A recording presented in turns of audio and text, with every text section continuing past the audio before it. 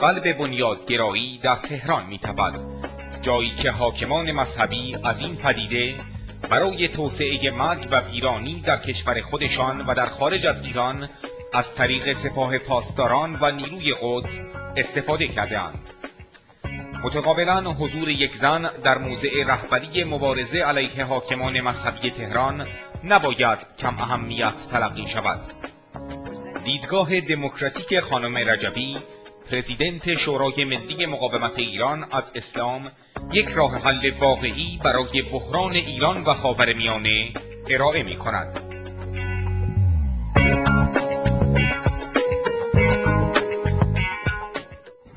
دیگران، آنان که از بیرون نگاه می‌کنند، همواره بهترین آینه هستند، گویا و نمایاننده واقعیت آنگونه که هست. برنامه‌ای که از نظرتون می‌گذره فرصتی است تا مریم رجبی رو این بار در نگاه و کلام دیگران بشناسیم. مثلا آنچه شنیدید فرازی از مقاله یک نماینده مجلس انگلستان در گلوبال پالیتیشن. دیوید اینس، این عضو سرشناس مجلس عوام، ابتدا به دنبال ایده و فکری است که بتونه در برابر هیولای بنیادگرایی اسلامی بایسته. اون در پی معرفی این ایده، رهایی سراسر جهان از شر بنیادگرایی رو در سایه همین دیدگاه جستجو می‌کنه.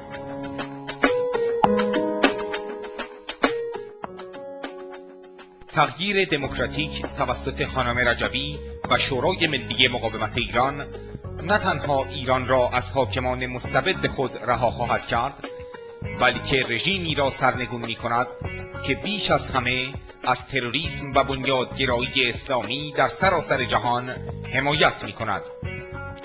این گزینه‌ای است که همه ما باید از آن حمایت کنیم.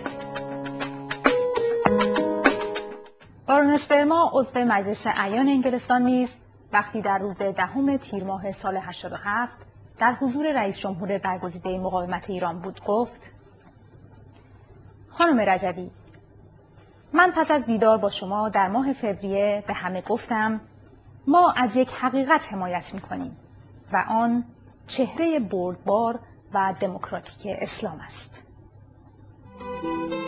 از زمانی که بنیادگرایی وارد صفوف جنبش فلسطین شده، به بدترین تهدید برای آرمان فلسطین تبدیل شده است و در مقدمه این تهدید رژیم تهران است که بنیادگرایان با پول و آموزش و سلاح این رژیم علیه آرمان فلسطین و برای تفرقه در فلسطین کار می‌کنند. عزام الاحمد، معاون نخست وزیر و رئیس فراکسیون فتح در پارلمان فلسطین و از یاران نزدیک یاسر عرفات، رهبر فقید فلسطین. اون که زخم‌های ناشی از بنیادگرایی صادراتی رژیم آخوندی و پیکر فلسطین رو در این روزگار کاری‌تر از هر زخم دیگه می‌دونه، در این رویارویی درک راستین از اسلام رو بسیار مهم تلقی می‌کنه و در ادامه میگه: خانم رجبی تصویری حقیقی از اسلام ارائه می‌دهد.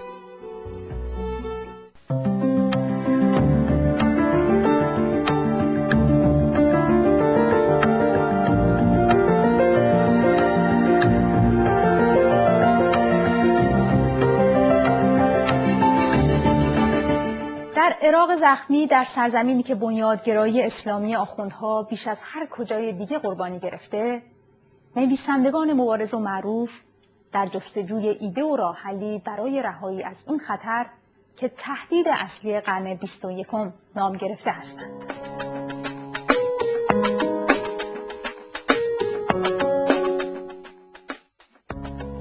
جامعه جهانی در ایده‌های خانم رجبی افکار انسانی، مترقی و مسالمت‌آمیزی یافته که در جنگ با تفکرات قرون وسطایی و بنیادگرایانه است که رژیم آخوندی آن را به همه دنیا صادر می‌کند.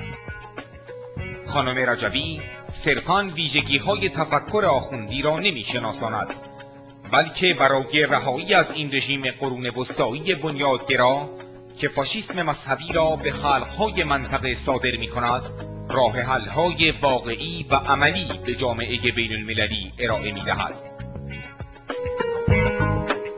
در عراق مجروح که زخم‌های بسیار از بنیادگرایی اسلامی داره، زنان اولین قربانیان هستند.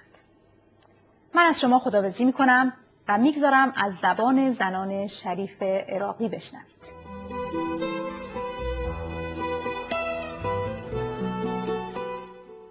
باید بگویم علیرغم محرومیت ما زنان عراقی از نان، شغل و همه مواهب زندگیمان، در چهره مریم رجوی زن شجاعی را می‌یابم که به همه ما امید به زندگی و مبارزه را برمی‌انگیزد. خانم مریم رجوی، من اینجا هستم تا در روز میلاد پیامبر اسلام به شما که پناهگاه و نقطه امیدمان هستید اطمینان بدهم که خواهران عراقی شما همچون نخل‌های عراق در کنار شما ایستادند، رو در روی کسانی که مستقیما با حاکمان خونریز ایران هستند. من که در برابر شما ایستادم، شاهد قتل همسرم در مقابل چشمان خود و فرزندم توسط رژیم آخوندی بودم. هرچه به آنها متوسل شدم که مانع از این کار بشوم، دست از این کار بر نداشتند. اما اشرف آغوش به روی من گشود، من و خواهرم و فرزندم. خانم رجوی، شما خواهر، مادر و چراغ فروزان راه خود من هستید.